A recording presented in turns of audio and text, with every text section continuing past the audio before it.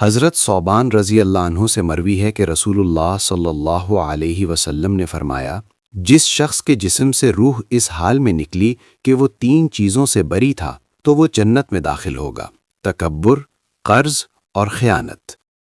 حضرت ابو سعید خدری رضی اللہ عنہ سے مروی ہے کہ نبی صلی اللہ علیہ وسلم نے فرمایا، جب تم میں سے کوئی شخص مسجد میں اپنی فرض نماز پوری کر لے تو اپنی نماز کا کچھ حصہ اپنے گھر میں پڑھے،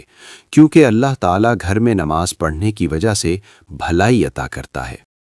حضرت انس رضی اللہ عنہ سے مرفوعاً مروی ہے کہ جس شخص کا مقصد آخرت کی بہتری ہو، اللہ تعالیٰ اس کے دل میں غنا رکھ دیتا ہے، اس کے بکھرے ہوئے کام سمیٹ دیتا ہے اور دنیا ذلیل ہو کر اس کے پاس آتی ہے۔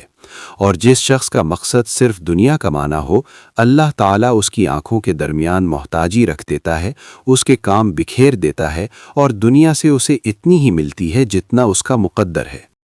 حضرت سعد بن ابی وقاص رضی اللہ عنہ بیان کرتے ہیں کہ رسول اللہ صلی اللہ علیہ وسلم نے فرمایا، 4 چیزیں خوش بختی سے ہیں: نیک بیوی، کشادہ گھر، نیک پڑوسی اور اچھی سواری، اور 4 چیزیں بدبختی سے ہیں: برا پڑوسی، بری بیوی، بری سواری اور تنگ مکان۔